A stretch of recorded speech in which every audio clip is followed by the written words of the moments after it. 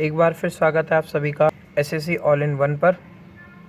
दोस्तों, हम लोग जो नेक्स्ट टॉपिक देखने जा रहे हैं इसका नाम है बुक्स ऑफ कंसाइनिंग और चैप्टर हमारा जो चल रहा है ये है कंसाइनमेंट अकाउंटिंग।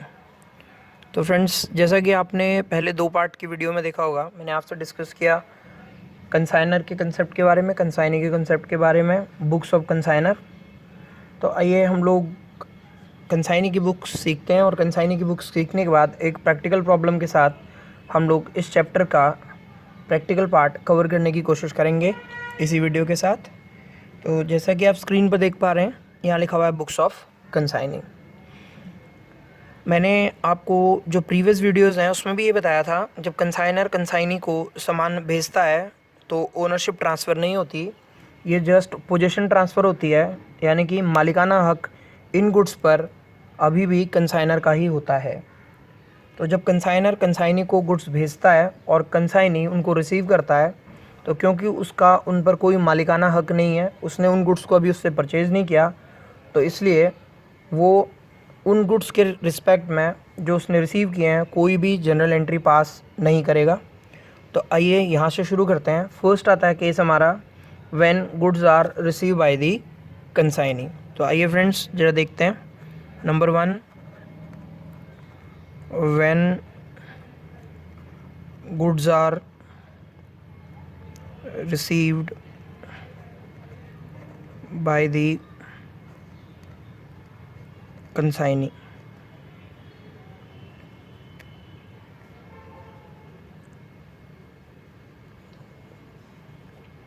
ये फर्स्ट केस है फ्रेंड्स, जहाँ पर कि गुड्स रिसीव कर रहा है कंसाइनी, और यहाँ पर हम लिखेंगे जब कंसाइनी गुड्स रिसीव करता है तो क्योंकि ओनरशिप कंसाइनी की नहीं होती, तो यहाँ पर हम लिखेंगे नो एंट्री।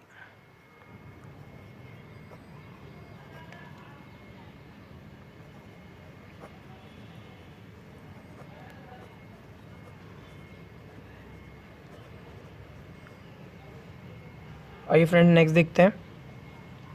इसके बाद कंसाइनी, जैसा कि मैंने आपके साथ लास्ट क्लास में या लास्ट वीडियो में आपके साथ डिस्कस किया था कि कंसाइनर मेरा दिल्ली में बैठा हुआ है और वो बॉम्बे जो कि कंसाइनी बैठा हुआ है उसको सामान भेज रहा है, और यहाँ से सामान रेलवे स्टेशन से बुक होता है और कंसाइनी के पास बॉम्बे पहुँचता है Chhatrapati Shivaji terminal railway station पर, और सीएसटी से सामान उठाता है कंसाइनी अपनी दुकान तक लेके जाता है या अपने गोडाउन तक लेके जाता है, जहाँ से उसको फर्दर सेल करेगा। नेक्स्ट हमने सीखा था, तो दैट मीन्स कंसाइनी अब खर्चे करेगा गुड्स को रेलवे स्टेशन से लेकर अपने गोडाउन के बाहर या अपनी शॉप के बाहर तक पहुंचाने के। तो when expenses are incurred by consignee, यानी कि जब कंसाइनी खर्चे करेगा,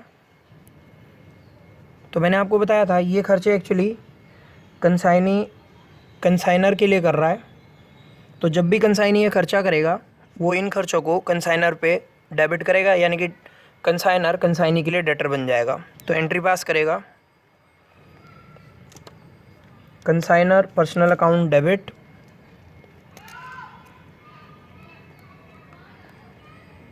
consignor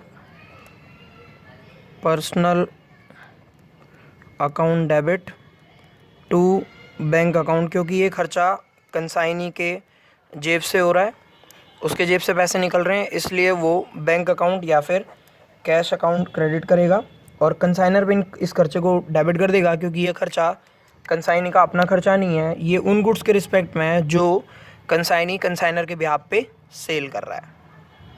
second third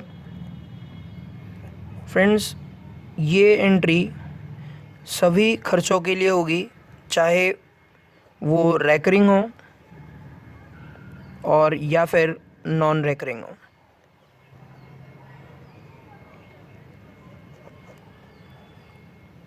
railway station से लेकर गोडाउन के बाहर तक के खर्चे भी होंगे, और एक बार गोडाउन पे सामान पहुंच जाएगा तो गोडाउन के अंदर जाने के बाद भी फर्दर खर्चे होंगे। आइए थर्ड उठाते हैं। When sales is effected by consignee. जब कंसाइनी सेल करेगा, सो एंट्री हो जाएगी when sale is effected by consignee. तो कंसाइनी को या तो इस सेल करने से कैश मिलेगा, या फिर उसे बैंक में पैसे मिलेंगे चेक के थ्रू या फिर ऑनलाइन, और या फिर वो क्रेडिट सेल इफ़ेक्ट करेगा तो लिख सकता है consignment debtors. Simple debtor account भी लिख सकता है या फिर consignment debtor account debit.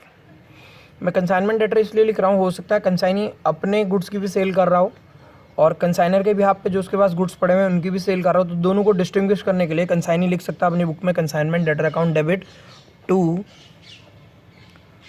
Consignors personal account. थोड़ा सा यहाँ पे समझने वाली बात है, जब खर्चे कर रहा है तो वो कंसाइनर के बिहाफ पे खर्चा कर रहा है और कंसाइनर से उस खर्चे को रियलाइज़ करेगा, इसलिए उसने कंसाइनर से पैसे लेने उसको डेबिट कर दिया। जनरली जिन लोगों से हमारा पैसा लेना बनता है उनके अकाउंट को हम लोग डेबिट करते हैं, जैसे कि सेल करते हैं क्रेडिट, तो तब भी हम ये लिखते हैं debtor account debit to sale. इसी तरह से खर्चे की तो consignor account debit to bank. अब सेल इफेक्ट हुई, cash account debit, bank account debit, consignment debtor account debit.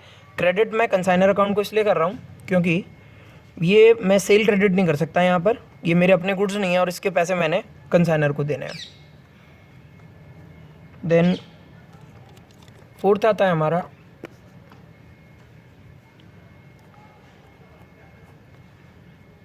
Cell effect की अब कमीशन ड्यू हो जाएगा।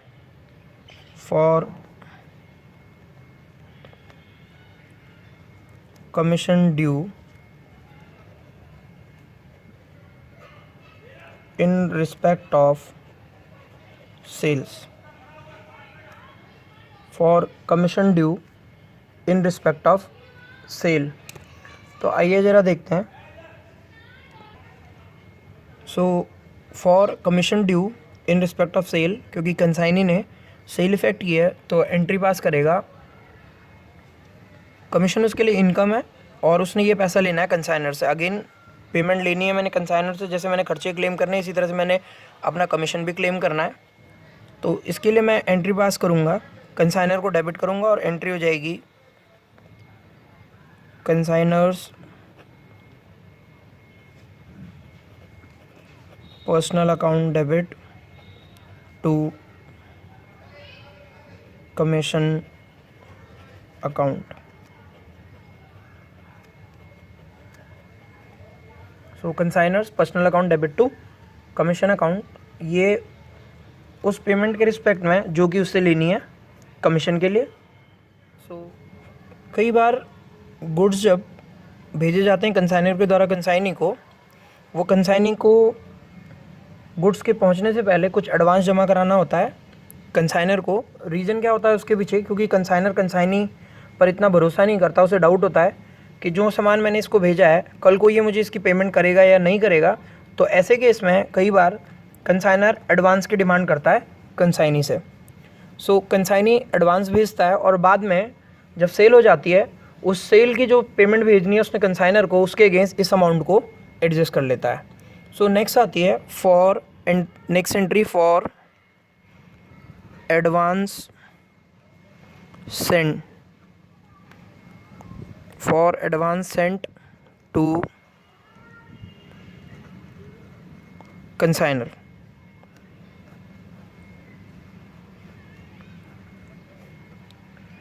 सो फ्रेंड्स, एडवांस अगर सेंड करेगा तो कंसाइनी की जेब से पैसा जा रहा है और कंसाइनर के पास जा रहा है। सो एंट्री पास करूंगा मैं कंसाइनर अकाउंट डेबिट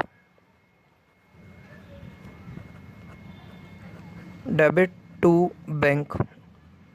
वैसे भी हमारे जनरल जो प्रिंसिपल हैं अकाउंटिंग एंट्रीज पास करने के, debit the receiver credit the giver, तो उसके अकॉर्डिंग भी कंसाइनर डेबिट हो जाएगा क्योंकि वो पेमेंट रिसीव कर रहा है। इसी के साथ हो सकता है कंसाइनी ने पैसा ना दिया हो डायरेक्ट, उसने कोई बीआर या फिर बीपी, कोई बिल ऑफ एक्सचेंज जिसे हम कहते हैं BR, bill of exchange accept करके दे दिया हो, तो उसके लिए एंट्री पास करेगा कंसाइनर अकाउंट डेबिट टू, मैं एक्सेप्ट करके दे रहा हूँ तो मेरे लिए वो बीपी हो जाएगा। तो एंट्री हो जाएगी consignor account debit to BP. क्योंकि मुझे आने वाले टाइम में इस बिल की पेमेंट करनी है। और कंसाइनर के लिए ये हो जाएगा BR यानी कि बिल्स रिसीवेबल, जो कि हम next chapter bills of exchange में डिस्कस करेंगे। BR और BP का कंसेप्ट। इस टाइम पे केवल इतना समझ लीजिए कि एक बिल एक्सेप्ट करके दे रहा है जिसके लिए कंसाइनी की आने वाले टाइम में लायबिलिटी है, और लायबिलिटी का अकाउंट हम लोग क्रिएट करते हैं, और कंसाइनर को पेमेंट दे रहा है, तो ये चेक की तरह ही है एक तरह से, डॉक्यूमेंट भी चेक या फिर कैश की तरह है। तो consignor account debit to BP। Friend, जो हम नेक्स्ट केस डिस्कस कर रहे हैं वो बहुत ही इंपॉर्टेंट केस है, और थोड़ा सा इस पर हम लोग एक्स्ट्रा कॉशियस ध्यान में रखते हुए इसे हम सॉल्व करेंगे या इसको सीखने की कोशिश करेंगे। आइए, नेक्स्ट जो हमारा आ रहा है ये है हमारा बैड डेट का केस। और for bad debts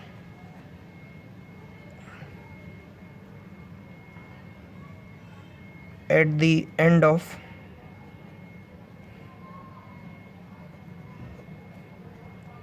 consignee. Consignee के एंड पर अगर कुछ भी नुकसान होता है, बैड डेट होता है, यानी कि जो उसने क्रेडिट सेल की थी उस क्रेडिट सेल के उससे पैसे रिकवर नहीं होते, तो फिर हम क्या जनरल एंट्री पास करेंगे। तो फ्रेंड्स, मैंने आप लोगों को बताया था कि 3 तरह के कमीशन दिए जाते हैं कंसाइनी को। एक उसे ऑर्डिनरी कमीशन मिलता है, दूसरा उसे डेल क्रेडिटर कमीशन मिलता है, और तीसरा उसे ओवरराइडिंग कमीशन भी मिलता है। तो ऑर्डिनरी कमीशन या फिर ओवरराइडिंग कमीशन अगर मिला है तो कुछ भी ऐसा डिफरेंट नहीं होगा, लेकिन कंसाइनी को अगर डेल क्रेडिटर कमीशन मिला है तो फिर हमारी एंट्री पास करने का जो तरीका होगा वो चेंज हो जाएगा। यानी कि सवाल ये उठता है, अगर डेल क्रेडिटर कमीशन कंसाइनर ने कंसाइनी को दिया है तो बैड डेट का लॉस कौन बियर करेगा। तो आइए समझते हैं। पहला केस आता है हमारा, अगर डेल क्रेडिटर कमीशन कंसाइनी ने लिया है या फिर कंसाइनर ने कंसाइनी को डेल क्रेडिटर कमीशन दिया है। तो फर्स्ट केस लेते हैं, del credere commission is received. So friends, अगर कंसाइनी ने डेल क्रेडिटर कमीशन रिसीव किया है, अब इस क्रेडिट सेल का जो भी बैड डेट्स होता है उसका नुकसान कंसाइनर बियर नहीं करेगा। तो सवाल उठा, इसका नुकसान कौन बियर करेगा। जब सेल हुई थी तो कंसाइनी ने अपनी बुक्स में एंट्री पास की थी, bank account debit, cash account debit to consignment debtor account. तो आप बैड डेट हो गए और मुझे डेल क्रेडिटर कमीशन मिला है, तो ये नुकसान मेरा है। तो पहले तो एक काम करते हैं, मैं शॉर्टकट नहीं ले रहा, थोड़ा सा इसको डिटेल में एक्सप्लेन कर रहा हूँ। पहले तो बैड डेट्स हो गए, तो मैं एंट्री लिख रहा हूँ, bad debt account debit to consignment debtor.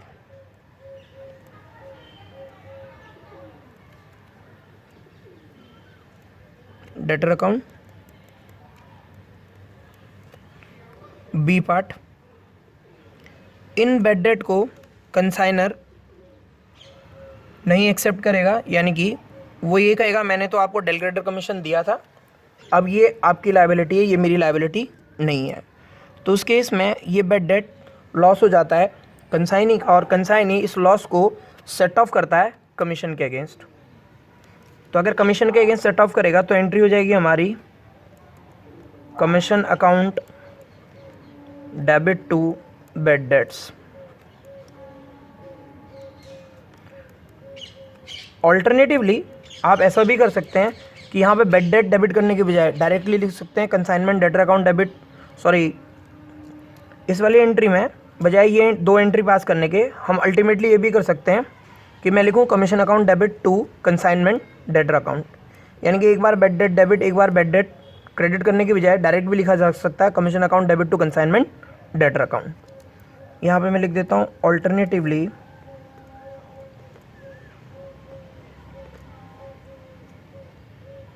हम एंट्री पास कर सकते हैं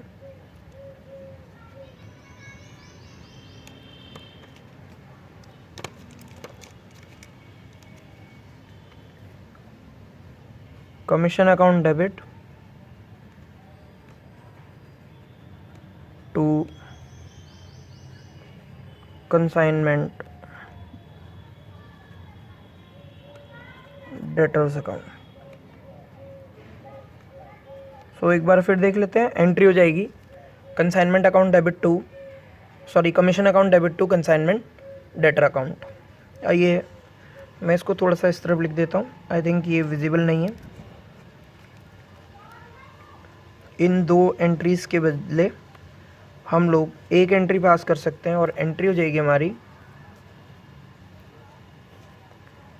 commission account debit, commission account debit to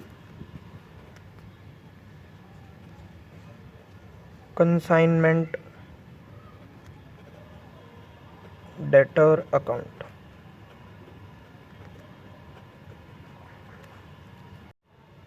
so friends, हम अभी देख रहे थे अगर डेल क्रेडिटर कमीशन रिसीव हुआ है तो उस केस में रिसीव हुआ है तो बैड डेट का जो लॉस है वो कंसाइनी बियर करता है, कंसाइनर इस लॉस को बियर नहीं करेगा। तो आइए इसका सेकंड पार्ट देखते हैं अगर डेल क्रेडिटर कमीशन नहीं मिलता। सो नेक्स्ट केस आता है when del credere commission is not received, यानी कि अगर डेल क्रेडिटर कमीशन रिसीव नहीं होता, अगर डेल क्रेडिटर कमीशन रिसीव नहीं होता तो उस केस में बैड डेट्स कंसाइनर का नुकसान होता है और कंसाइनी इस लॉस को बियर नहीं करता। तो इसके लिए जनरल एंट्री पास करता है पहली, जैसा कि मैंने आपको बताया था। मैं आपको दो तरीके बताऊंगा इसको। इसके लिए फर्स्ट एंट्री आप पास कर सकते हैं, number 1 bad debts account debit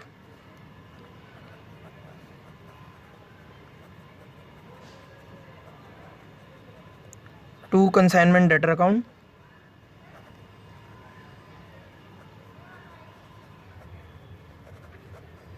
और अगली एंट्री आप पास कर सकते हैं ये नुकसान बैड डेट का अब कंसाइनी का नहीं है, ये कंसाइनर का है और हम लोग जो बुक बना रहे हैं वो बना रहे हैं कंसाइनी की। कंसाइनी इस लॉस को कंसाइनर के ऊपर डालेगा तो एंट्री पास करेगा कंसाइनर अकाउंट डेबिट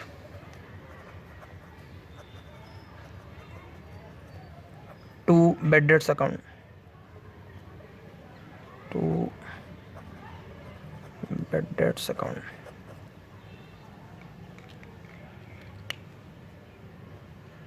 आइए फ्रेंड, ज़रा समझने की कोशिश करते हैं इस चीज़ को और हमें इसे क्रैम नहीं करना बिल्कुल भी। मैं इसको कंसेप्चुअली समझाने की कोशिश कर रहा हूँ ताकि आपको एग्ज़ाम में बिल्कुल भी दिक्कत ना आए।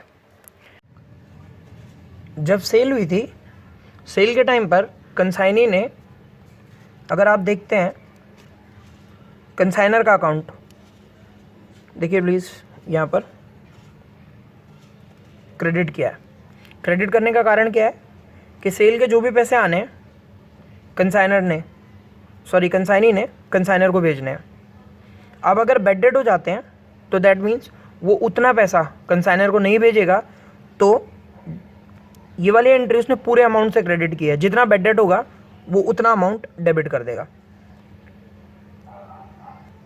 दैट मीन्स अब बैड डेट का जितना अमाउंट है, बैड डेट अकाउंट क्रेडिट हो जाएगा और कंसाइनर अकाउंट डेबिट हो जाएगा, और नेट अमाउंट जितना भी होगा वो कंसाइनर को भेजेगा अपने एक्सपेंसेस लेस करने के बाद। सो ये थी आपकी एंट्री कमीशन नॉट रिसीव्ड। आइए मैंने इसके साथ बताया था ऑल्टरनेटिवली आप इन दो एंट्री के बदले एक एंट्री भी पास कर सकते हैं और आप पास कर सकते हैं एंट्री, आपने लिखा bad debt account debit to consignment debtor then consignor account debit to bad debts, तो आप एक एंट्री भी पास कर सकते हैं और ये एंट्री हमारी हो जाएगी consignor account debit to consignment debtor account.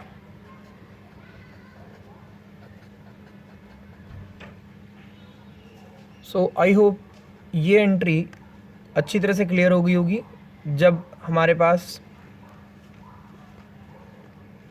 Bed date होंगे, यानी कि जब कंसाइनी के पास बेड डेट होंगे, तो हम लोग किस तरह से जनरल एंट्री पास करेंगे। आइए नेक्स्ट आता है हमारा, ये हमारी अब तक हो गई है, ये 5th एंट्री थी हमारी। 6 एंट्री पास कर चुके हैं हम लोग अब तक। आइए ये 6th एंट्री के पार्ट 1 पार्ट 2 थे, इसको आप लिख सकते हैं ए बजाय 1 और 2 लिखने के, ए और बी, और ये ए और बी की alternative entry.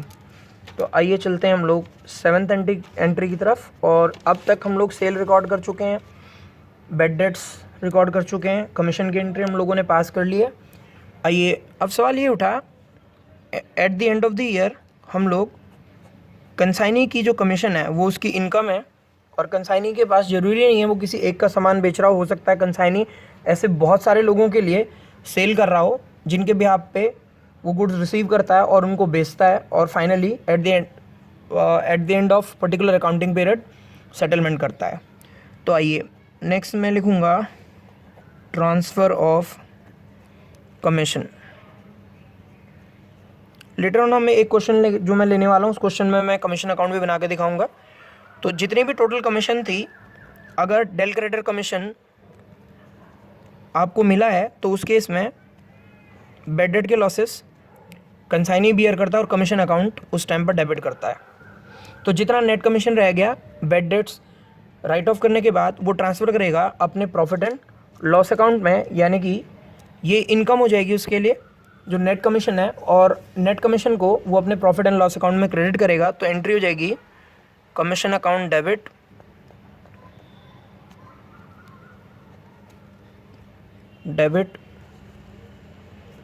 To profit and loss account, commission account debit to profit and loss account. ये एंट्री जो हमने पास की है, ये पूरी कमीशन को जो बाकी बच गई है बेड डेट राइट ऑफ करने के बाद उसको प्रॉफिट एंड लॉस में ट्रांसफ़र कर दिया।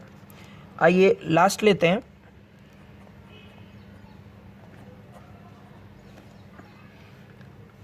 कंसाइनर के पास गुड्स है, उसने सेल कर दी, सेल करने के बाद सेल के पैसे आ गए। अब वो कंसाइनर के पास कंसाइनी ने सेल की, और सेल करने के बाद जो भी पैसे आए उसमें से अपने खर्चे और बेड डेट्स के पैसे काट कर प्लस और अपने कमीशन के पैसे काट कर वो पैसा भेजेगा कंसाइनर को, और अब एंट्री पास करेगा for final settlement with consignor.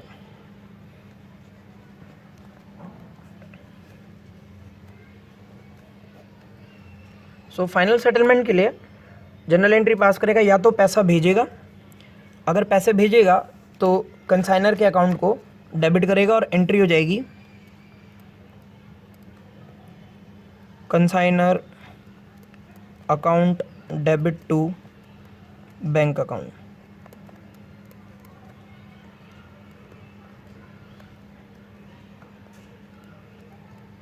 Entry हो जाएगी consignor account debit to bank account अगर पेमेंट भेजेगा। ये हमारा आप लिख सकते हैं इसको केस ए।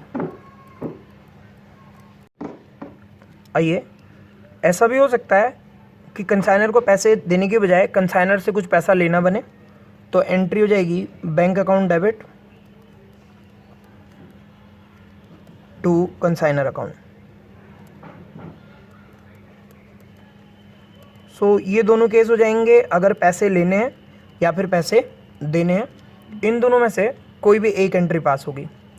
इसके साथ एक चीज़ और, ऐसा भी हो सकता है कि कंसाइनर इसके बदले at the end of the period cash पे करे तो बैंक की जगह कैश लिख देगा, और अगर कोई बीआर और बीपी इशू कर देता है तो उसके लिए वो फिर बीपी लिख लेगा।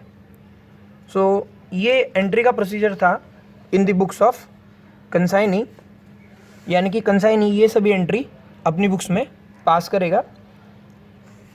आइए आगे देखते हैं, एक प्रैक्टिकल प्रॉब्लम लेंगे हम लोग, और उसके थ्रू इन सारे अकाउंट्स को हम लोग एक बारी के लिए स्टडी करेंगे, दोनों की बुक्स में, कंसाइनर की भी और कंसाइनी की भी। सो फ्रेंड्स, प्रैक्टिकल प्रॉब्लम के साथ शुरू करते हैं। आप स्क्रीन पर देख पा रहे हैं, क्वेश्चन लिखा हुआ है A send goods to B on 1 March 2020 costing ₹50,000 and spend 1,000 in packing and 3,000 on freight and 2,000 on insurance in transit. B send advance of 30,000 to A by bank draft. B spent ₹2,000 on freight, octroi ₹1,000, and on godown rent. B spent ₹2,000 on freight and octroi, and 1,000 on godown rent and 300 on insurance. On 31st March 2020, B sent his account cell, जो कि उसने detail भेजी है कि मैंने क्या क्या किया है। कहता है along with the amount due to A, जितना पैसा उसने ए को देना है उसके साथ, शोइंग दैट 4/5 गुड्स तो सोल्ड हो गए and 1 carton costing ₹5,000 was destroyed in transit for which insurance company paid a claim of 4,650। एक कार्टन जब गुड्स जा रहे थे ट्रांजिट में डिस्ट्रॉय हो गया था, जिसके लिए 4,650 का क्लेम मिला है हमें, और इस कार्टन की जो कॉस्ट है वो 5,000 है। B is entitled to a commission of 10%। One of the customer turned insolvent and could not pay 1,000 due from him, so necessary journal entries in the books of consignor and consignee.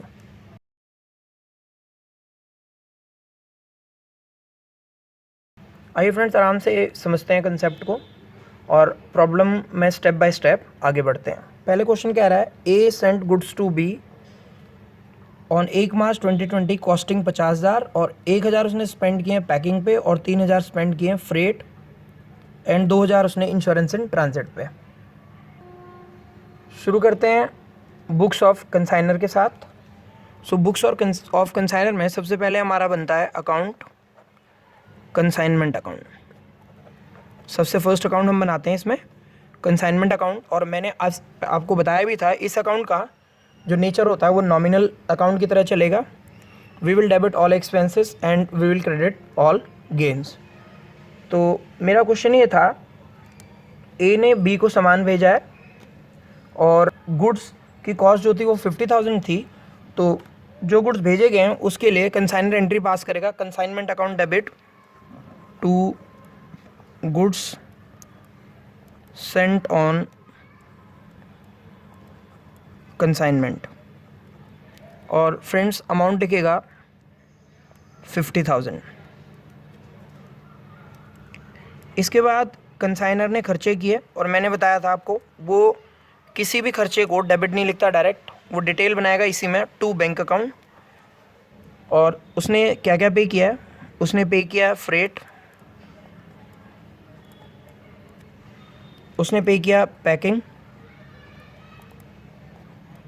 तीसरा पे किया है उसने insurance.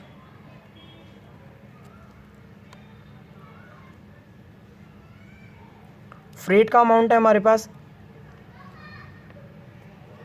2,000,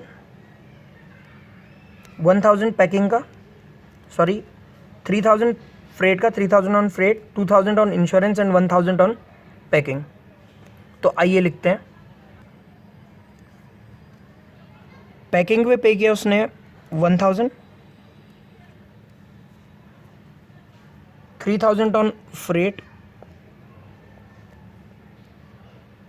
और इसके साथ 2,000 on insurance in transit. तो इस सब का टोटल हो जाएगा 3,000 प्लस 2,000 प्लस 1,000, आप यहाँ बाहर लिख देंगे 6,000। 3,000, 1,000 insurance for expenses incurred by consignor, consignment account debit to bank, की हमारी जनरल एंट्री होती है। इसके बाद गुड्स कंसाइनी ने रिसीव कर लिए और कंसाइनी खर्चे करता है और बताता है कि ये मेरे खर्चे हैं।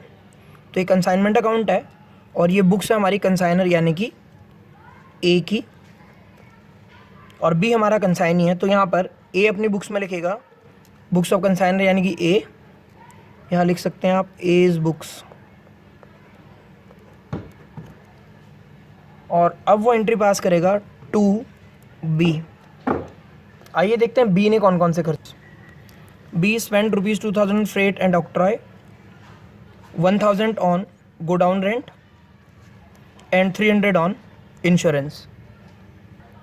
सो टू बी के नीचे लिखेंगे हम लोग फ्रेट एंड ऑक्ट्रॉय, अमाउंट हो जाएगा हमारा 2000, साथ में बताता है 1000 गोडाउन रेंट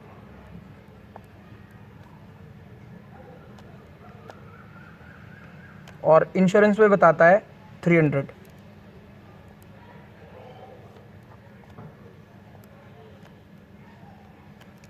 तो हमारा टोटल अमाउंट हो जाएगा 2000 + 1 3000 और यहाँ हम लिखेंगे 3300। तो जनरल एंट्री हमारी हो जाएगी consignment account debit to B, freight and octroi 2000, godown rent 1000, insurance 300। तो टोटल अमाउंट आ जाएगा हमारा 3300।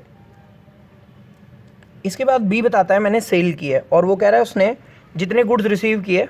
यहाँ अगर मैं प्रॉब्लम में देखता हूँ तो ये भी बता रहा है कि कुछ गुड्स रास्ते में डिस्ट्रॉय हो गए जो कि बी को रिसीव नहीं हुए। बी ने उसके बाद जितने गुड्स रिसीव किए उसके 4/5 गुड्स सेल कर दिए हैं 55,000 रुपीज़ में। तो आइए ए अपनी बुक्स में जब सेल होगी तो उसने इस सेल के पैसे लेने हैं बी से और बी बता रहा है मैंने 55,000 रुपीज़ की सेल की है। तो ए अपनी बुक्स में जो एंट्री पास करेगा वो करेगा consignee account debit to consignment account sale के लिए। वो सेल अकाउंट क्रेडिट नहीं करेगा, उसने ये पैसे किससे लेने हैं? कंसाइनी से। तो कंसाइनी को डेटर बनाएगा, लिखेगा consignee account debit to consignment. तो यहाँ पर लिखेगा वो बाय बीज अकाउंट और अमाउंट लिखेगा 55,000। इसके बाद अगर हम क्वेश्चन को पढ़ते हैं तो क्वेश्चन कहता है, देखिएगा, B is entitled to a commission of 10%। मेरी जो सेल का अमाउंट है वो 55 है, 55 का 10% हो जाएगा 5,500 और बी को आपने कमीशन देनी है। यही मैं डेबिट में लिख रहा हूँ टू बी और यहाँ ब्रैकेट में लिख रहा हूँ कमीशन। 55,000 का 10% ये हो जाएगा 5,500। सो टू बी कमीशन 5,500 और ये टू बी जो बी ने एक्सपेंसेस किया। इसके बाद क्वेश्चन बताता है कि एक कस्टमर था जो इंसॉल्वेंट हो गया और 1,000 रुपये हमने उससे लेने थे और हम वो पैसा उससे रिसीव नहीं कर पाए, जो कि यहाँ पर क्वेश्चन कह रहा है। One of the customer turned insolvent and could not pay 1,000 due from him. जब सेल हुई थी तब एंट्री पास की थी कंसाइनर ने B account debit to consignment. अब बैड डेट हो गई, इसके पैसे बी से नहीं मिलेंगे, तो यहाँ पर फिर एंट्री पास होगी टू बी और इधर हम लिखेंगे बैड डेट्स और अमाउंट हो जाएगा फ्रेंड्स 1,000। आइए आगे बढ़ते हैं। क्वेश्चन कहता है एक कार्टन था 5,000 का जिसकी कॉस्ट थी और वो रास्ते में डिस्ट्रॉय हो गया। तो फ्रेंड्स अगला हमें करना होता है एबनॉर्मल लॉस की कैलकुलेशन।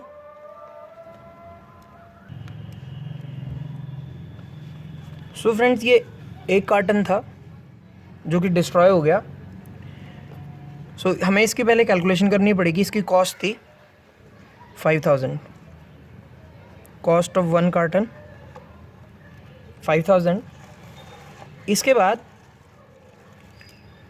इस पे खर्चे लगे थे क्योंकि ये रास्ते पे टूटा है, तो प्रोपोर्शनेट एक्सपेंसेस। आइए ज़रा देखते हैं कैसे निकलेंगे। जो टोटल गुड्स भेजे हैं वो 50,000 के हैं, उनमें से एक कार्टन है जो 5,000 रुपये का टूट गया। पूरी कंसाइनमेंट पर 6,000 का खर्चा हुआ है कंसाइनर का, जो कि 50,000 की थी।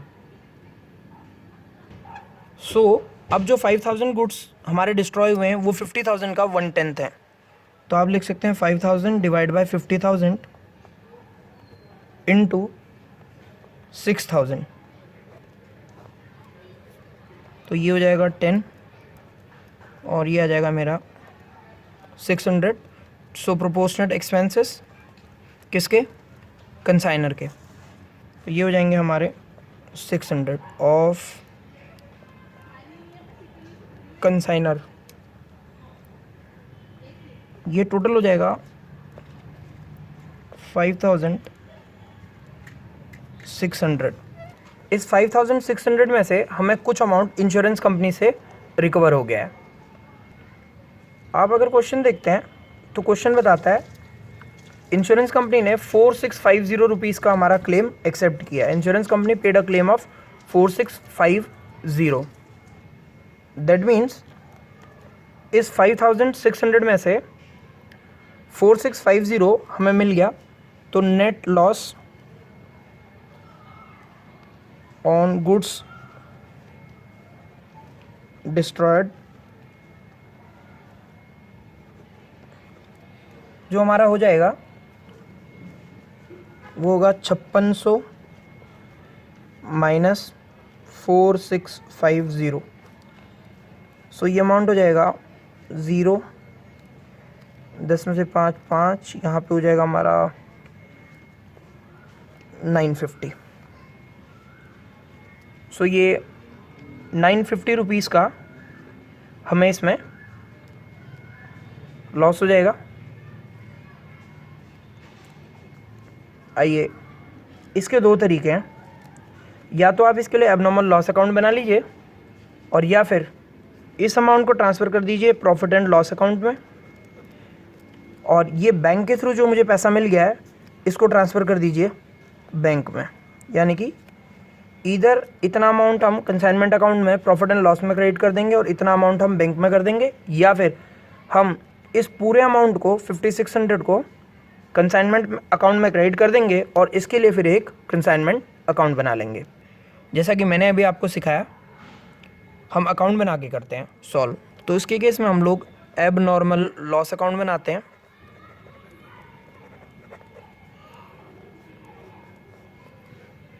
और इस एबनॉर्मल लॉस में अकाउंट में हम लोग जो गुड्स हमारे डिस्ट्रॉय होते हैं उनकी कॉस्ट को ट्रांसफ़र करते हैं और उसके अगेंस्ट इंश्योरेंस कंपनी से जो पैसा मिलता है हमें उसको सेट ऑफ करने के बाद प्रॉफिट या लॉस निकालते हैं। जैसा कि आप देख पा रहे हैं ये हमारा एबनॉर्मल लॉस था। 5000 कॉस्ट थी गुड्स की, 600 के प्रोपोर्शनेट एक्सपेंस 5600, 4650 इंश्योरेंस कंपनी से मिला था, बाकी 950 का लॉस हो गया था। तो इसको किस तरह से हम लोग एबनॉर्मल लॉस अकाउंट में शो करेंगे, आइए देखते हैं। आइए, जब एबनॉर्मल लॉस होता है तो हम लोग कंसाइनमेंट अकाउंट में लिखते हैं बाय एबनॉर्मल लॉस, यानी कि इसकी जनरल एंट्री पास होती है abnormal loss account debit to consignment account, to consignment account, और लॉस की कॉस्ट है 5600। बाई साइड पे बैंक से हमें मिल गया या फिर इंश्योरेंस कंपनी से बाय बैंक। इस क्वेश्चन में ये कह रहा है कि इंश्योरेंस कंपनी ने पे कर दिया है हमें कितना अमाउंट, 4650, और बाकी जो होगा वो हो जाएगा हमारा नुकसान by profit and loss account, और दैट वाज 950 फ्रेंड्स। सो ये टोटल हो जाएगा 5600 और हमारा एबनॉर्मल लॉस अकाउंट इस तरह से बन जाता है। फ्रेंड्स, अगर क्लेम मिला नहीं होता और क्वेश्चन ये कहता कि insurance company has accepted a claim of 4650, तो हम यहाँ पर लिख लेते बाय बैंक की जगह by insurance company. So depend करेगा कि क्वेश्चन आपसे क्या कह रहा है। सो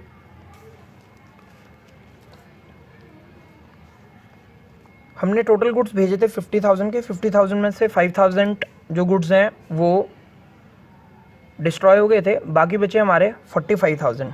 45,000 में से 4/5 गुड्स सेल हो चुका है, यानी कि टोटल गुड्स गया 50,000। 50,000 में से 5,000 रास्ते में डिस्ट्रॉय हो गया।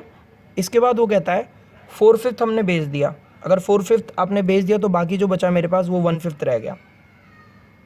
तो आइए इसकी कॉस्ट निकालते हैं। तो इस 1/5 की कॉस्ट होगी 50,000 माइनस 5 9 45 45 को 1/5 कीजिए तो 45,000 डिवाइड बाई 5 हो जाएगा आपका 9,000।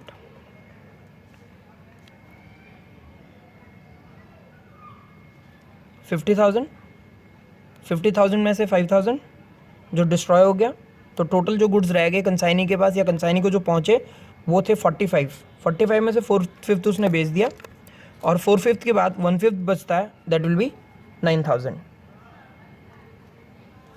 इसके बाद इस पर खर्चा, जो टोटल गुड्स भेजे हैं वो 50,000 के हैं और 50,000 पे खर्चा हुआ है 6,000 का। तो नेक्स्ट मेरा जो काम होता है वो होता है इस पर प्रोपोर्शनेट एक्सपेंस निकालना कंसाइनर के और कंसाइनी के। क्योंकि मैं क्या कैलकुलेट करने जा रहा हूँ, मैं निकाल रहा हूँ क्लोजिंग स्टॉक जो कि कंसाइनमेंट पे पड़ा हुआ है। तो आइए देखते हैं। नेक्स्ट हम लिखेंगे प्रोपोर्शनेट एक्सपेंसेस ऑफ कंसाइनर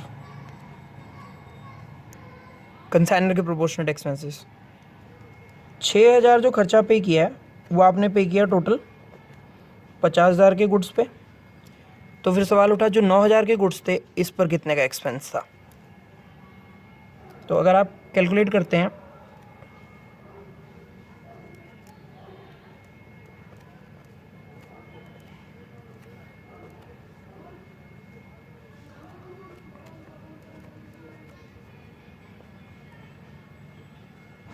एक 120 इंटू 9, ये आ जाएगा आपका 0 9 दूनी 18 1080। ये हमारा आ जाएगा 1080 प्लस एक्सपेंसेस ऑफ कंसाइनी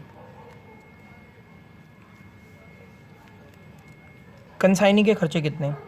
यहाँ पे ध्यान देने वाली बात यह है, कंसाइनी की केवल मुझे स्टॉक की कैलकुलेशन करते हुए और लॉस की कैलकुलेशन करते हुए, अगर कंसाइनी के गोडाउन में होता है तो मुझे केवल नॉन रेकरिंग एक्सपेंस लेने होते हैं।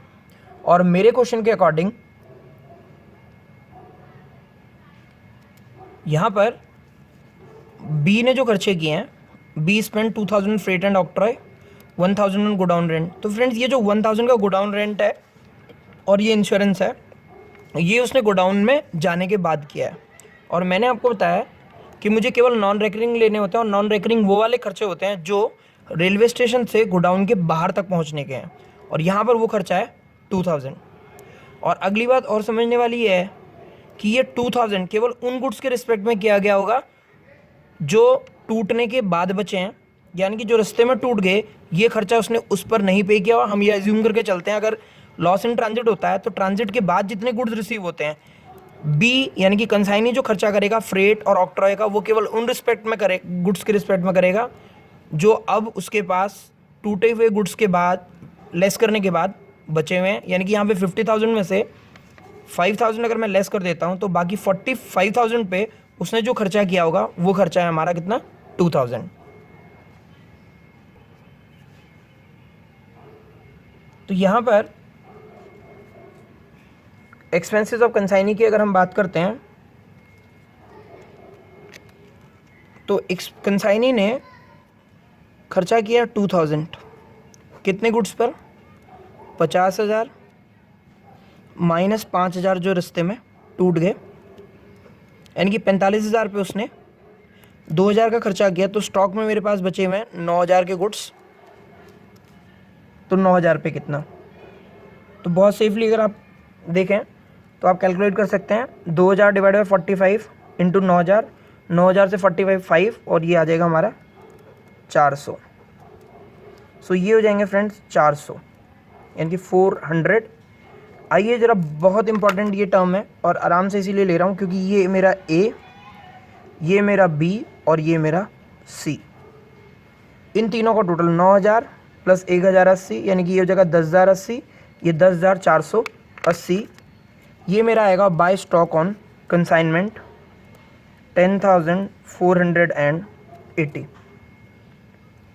सो फ्रेंड्स, ये बहुत ही इंपॉर्टेंट है कि क्लोजिंग स्टॉक जब हम निकालते हैं कंसाइनर के पूरे खर्चे लिए जाते हैं, बट कंसाइनी के हम केवल नॉन रेकरिंग खर्चे लेते हैं। और मैंने आपसे पहले भी कहा था, यहाँ पे नॉन रेकरिंग का बेसिकली मतलब है वो खर्चे जो रेलवे स्टेशन से लेकर कंसाइनी अपने गोडाउन के बाहर तक का पे करता है।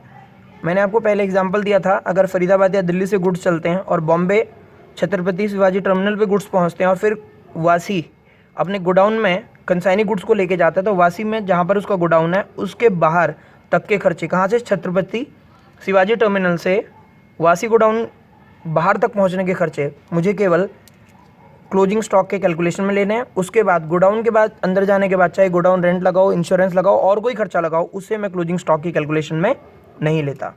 सो फ्रेंड्स, जब आप देखेंगे तो आपके क्रेडिट साइड का टोटल आएगा 71080 और डेबिट साइड का जो टोटल आएगा वो होगा 65,865,800। सो हमारा प्रॉफिट आ जाएगा यहाँ पे 5,280 रुपीज़। सो ये मेरा ट्रांसफ़र हो जाएगा प्रॉफिट एंड लॉस अकाउंट में। सो फ्रेंड्स, इसी में हम देखते हैं जो और अकाउंट्स बनेंगे कंसाइनर की बुक्स में।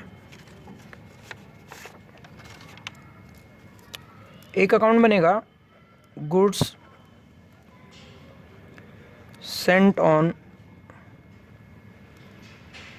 Consignment account.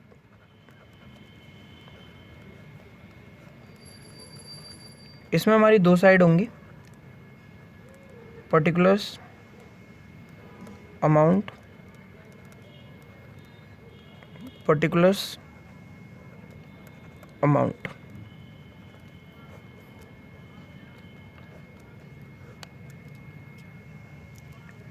आपने जनरल एंट्री पास की थी जब गुड्स गए consignment account debit to goods sent on consignment.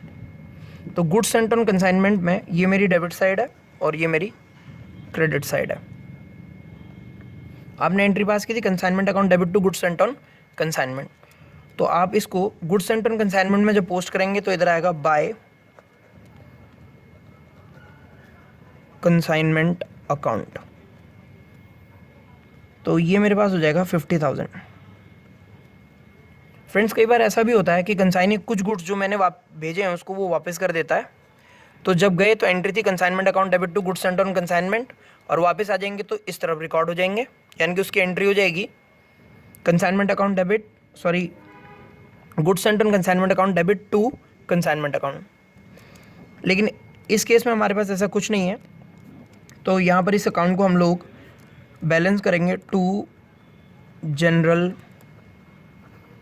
Trading account से। मैं ऐसा यहाँ पर क्यों कर रहा हूँ फ्रेंड्स, मैं आपके साथ स्टडी मटेरियल की कुछ प्रॉब्लम्स हैं, उसमें दो प्रॉब्लम्स हैं ऐसी हमारे पास जहाँ पर ये ट्रेडिंग अकाउंट बनाने के लिए भी मुझे बोलेगा और मैं आपके साथ वहाँ पर इसको फिर डिटेल में डिस्कस करूँगा। अभी फ़िलहाल के लिए हम इसकी ट्रांसफ़र कर देंगे ट्रेडिंग अकाउंट में, जनरल ट्रेडिंग अकाउंट। तो ये हो जाएगा 50,000 और इस तरह से हम अकाउंट यहाँ पर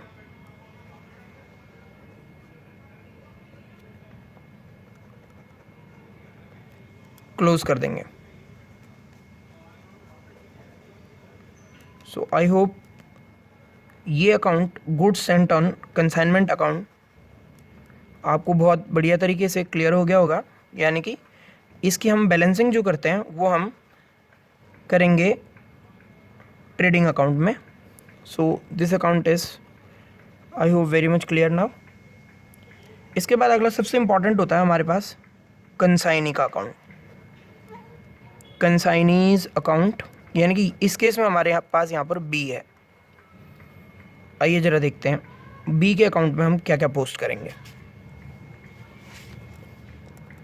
इस तरफ डेबिट लिख लेते हैं, इस तरफ हम लोग क्रेडिट लिख लेते हैं। फ्रेंड्स, मैं अभी लाइन नहीं मार रहा, आप चाहें तो आपके एग्ज़ाम में आएगा तो आपको डेफिनेटली लाइन लगाकर ये काम करना पड़ेगा। यहाँ पर मैं लिख रहा हूँ पर्टिकुलर्स, इधर मैं लिख रहा हूँ अमाउंट, देन अगेन पर्टिकुलर्स, और इधर हम लिख सकते हैं अमाउंट। सो फ्रेंड, मुझे देखना पड़ेगा कि मैंने कंसाइनमेंट अकाउंट बनाते हुए कितनी जगह पर कंसाइनी का जिक्र किया, कितनी जगह पर कंसाइनी को डिस्कस किया। अगर मैं इसको देखता हूँ, आप देख पा रहे हैं स्क्रीन पर, तो एक बार यहाँ पर मैंने बात की है कंसाइनी की, एक बार इधर, एक बार इधर और एक बार इधर, और फाइनली जो पैसा आना है हमारे पास या फिर हमें देना है उसको फाइनल सेटलमेंट पे, वो हम लोग डिस्कस करेंगे। और इसके अलावा कुछ उसने एडवांस दिया था जो कि क्वेश्चन कह रहा था, वो भी हम लोग डिस्कस करते हैं। सबसे पहले जब कंसाइनी ने सेल की थी तो हमने एंट्री पास की थी consignee account debit to consignment, और हमने लिखा था कंसाइनी अकाउंट डेबिट टू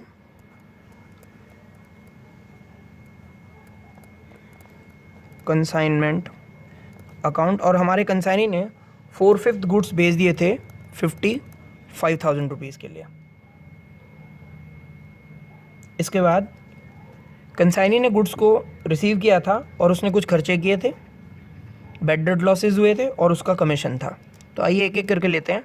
सबसे पहले उसने खर्चा किया था, तो एंट्री पास की थी हमने consignment account debit to B, तो इधर आ जाएगा हमारे पास बाय कंसाइनमेंट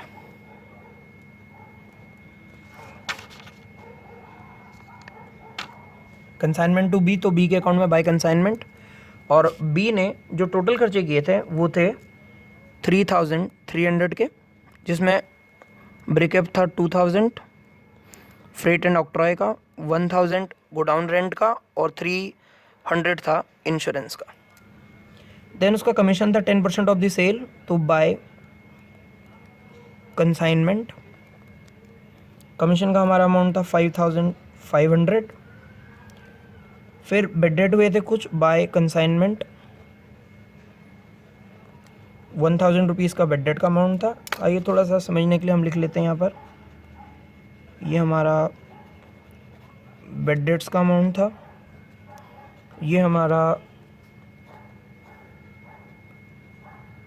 कमीशन का अमाउंट था, ये हमारी सेल्स थी। और फ्रेंड्स इसके साथ में उसने ये बताया था जब हम क्वेश्चन पढ़ रहे थे कि कुछ एडवांस भेजा है कंसाइनी ने कंसाइनर को। आइए देखते हैं, अगर प्रॉब्लम देखते हैं तो प्रॉब्लम में बताता है be sent an advance of 30,000। तो 30,000 का अगर एडवांस आया तो एंट्री पास हुई होगी bank account debit to B, ये ए ने अपनी बुक्स में की होगी, bank account debit to B. तो यहाँ पर लिखा होगा उसने बाय बैंक 30,000। सो फ्रेंड्स इसके बाद अगर आप देख पा रहे हैं 55,000 में से 30,000 वो ऑलरेडी हमें दे चुका है, 1,000 उसने खर्चा किया है, 5,500 उसकी कमीशन है और 3,300 उसका अदर एक्सपेंसेस हैं। सो फ्रेंड्स जो बैलेंसिंग फिगर आती है बाय बैंक, क्योंकि क्वेश्चन एंड में कहता है कि जितना अमाउंट ड्यू था ए को वो उसने भेज दिया, तो इसको हम कहेंगे final remittance. So I hope ये आनी चाहिए 15,200 रुपये। एक बार टोटल लगा के देख लेते हैं, 5 3 8 2 10 और ये हो जाएगा 5 3 8 9 5 14 और 1 15, 3 और 1 4 और 1 5। सो फ्रेंड्स ये 15,000 की फाइनल रेमिटेंस होगी जो कि कंसाइनी भेजेगा किसे, कंसाइनर को। सो ये 15,200। तो आई होप आपको ये क्लियर हो गया होगा। एक बार फिर कंसाइनी अकाउंट देख लेते हैं। कंसाइनी सेल करता है तो हम एंट्री पास करते हैं, कंसाइनर अपनी बुक्स में लिखता है कंसाइनी डेबिट टू कंसाइनमेंट, तो कंसाइनी के अकाउंट में टू कंसाइनमेंट। कंसाइनी खर्चा करता है तो लिखते हैं हम लोग consignment account debit to consignee, तो ये कंसाइनी के अकाउंट में क्रेडिट साइड पे खर्चे। इसी तरह से हम कमीशन अगर पे होती है तो कंसाइनमेंट टू कमीशन, या सॉरी कमीशन नहीं लिखते हम, बी कंसाइनी का नाम लिखते हैं consignment account debit to consignee. ये उसके बैड डेट, और ये पैसा हमारे पास एडवांस आया था,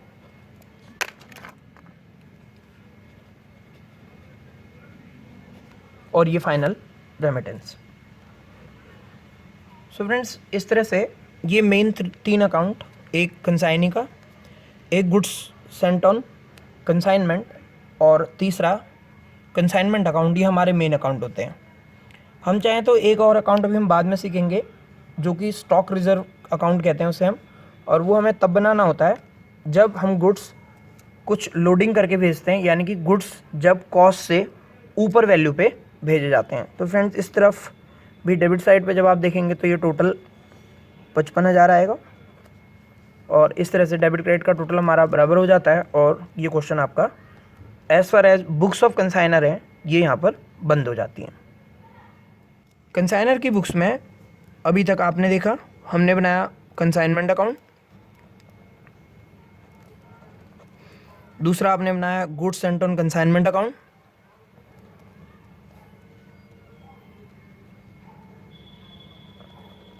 तीसरा बनाया आपने कंसाइनी अकाउंट, और लास्ट हमने बनाया ये एबनॉर्मल लॉस अकाउंट।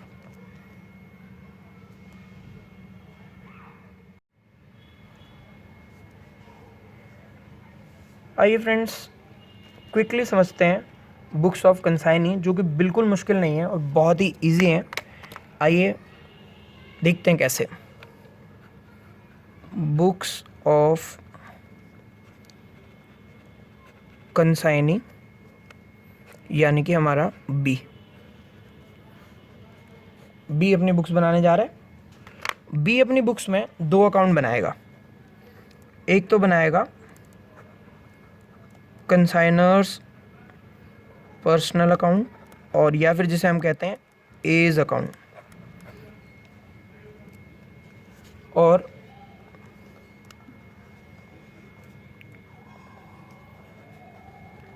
ये दूसरा अकाउंट बनाएगा अपनी बुक्स में कमीशन अकाउंट।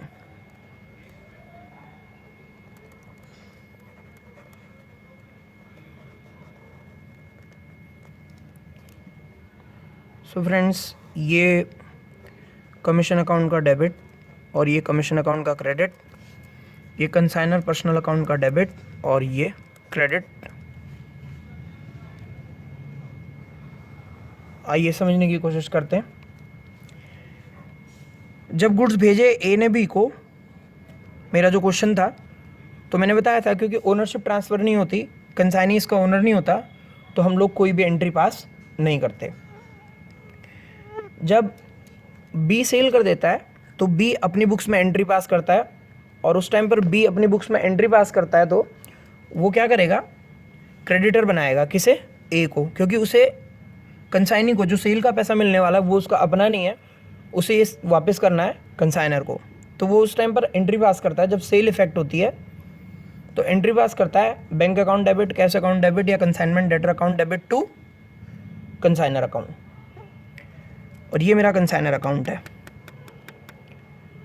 इसी के साथ खर्चे करता है, जब खर्चे करता है तो लिखता है consignor account debit to bank. Commission उसे कंसाइनर से लेनी है, consignor account debit to bank.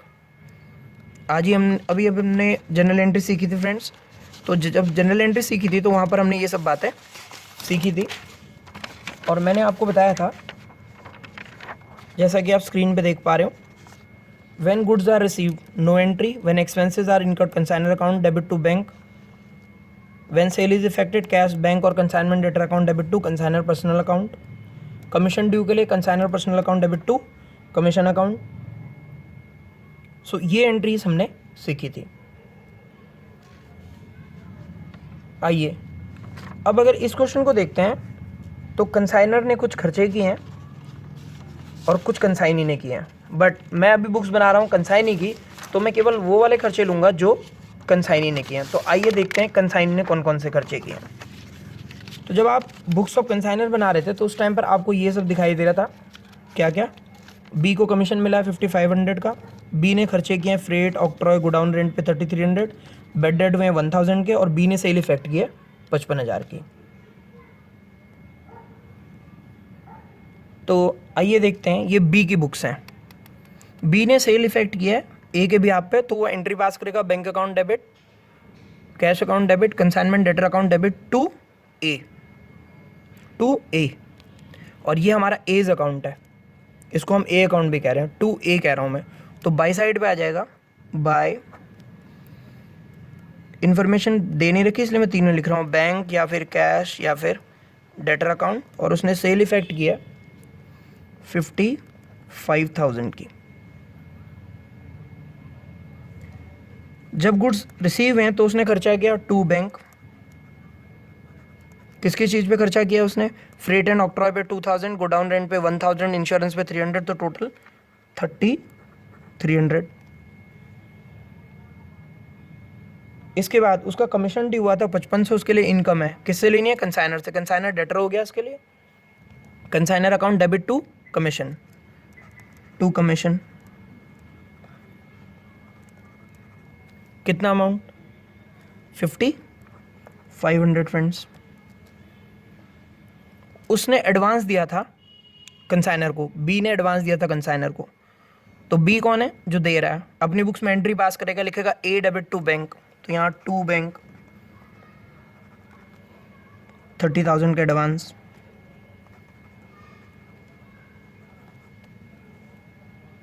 $30,000 का एडवांस।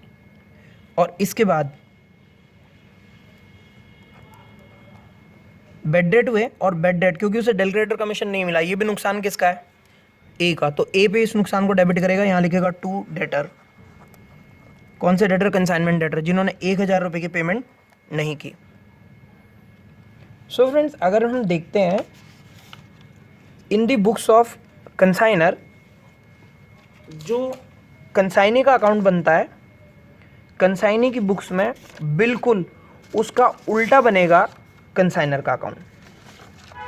सो आपने मेरे साथ देखा था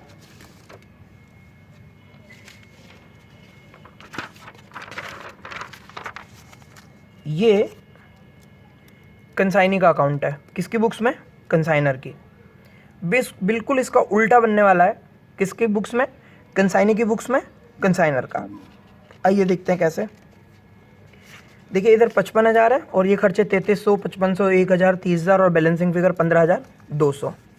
कंसाइनर क्या कह रहा है? मुझे 15,200 रुपये आए हैं। किससे? कंसाइनी से। एंट्री पास की bank account debit to consignee. तो कंसाइनी क्या कहेगा? वो कहेगा मैंने दिए हैं, और वो कहेगा consignor account debit to bank. आइए, 15,200 का बैलेंसिंग फिगर आएगा टू बैंक, 15,200, और इसी के साथ ये अकाउंट हमारा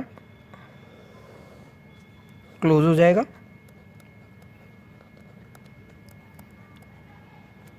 और इस बैंक को आप लिख सकते हैं फाइनल रेमिटेंस। रेमिटेंस बाय किसके द्वारा? बी टू ए।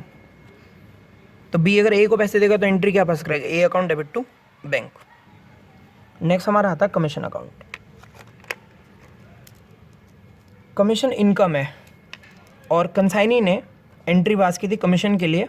देखिए जरा, ए डेबिट टू कमीशन, तो यहाँ पे आ जाएगा बाय, कमीशन अकाउंट बना रहे हैं हम, बाय ए। कितना? 5500। फ्रेंड्स, बेड डेट इस केस में कंसाइनी का लॉस नहीं है, क्योंकि कंसाइनी को इस क्वेश्चन में कहीं नहीं बता रहा कि डेल क्रेडिटर कमीशन मिला है, और कंसाइनी ने इस लॉस को किस पे डेबिट कर दिया? कंसाइनर पे।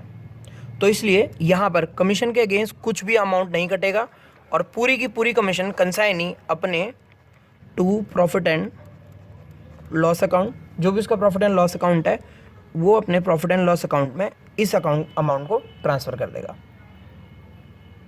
और अगर ये bad debt del credere commission मिला होता, उस केस में ये बेड डेट 1,000 के यहाँ कमीशन अकाउंट से सेट ऑफ हो जाते हैं।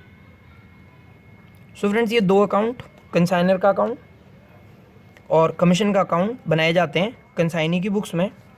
आई होप इसमें आपको कोई दिक्कत नहीं होगी। फिर भी अगर आपको कोई प्रॉब्लम लगती है तो आप इस वीडियो के कमेंट बॉक्स में ज़रूर लिखें, मैं आपको इसका आंसर, या फिर जहाँ पर भी आपको दिक्कत आ रही है उसको एक बार फिर किसी सेपरेट वीडियो के थ्रू, या आप अपना ईमेल आईडी डाल दीजिएगा, आपके ईमेल के थ्रू मैं आपको कम्युनिकेट कर दूंगा।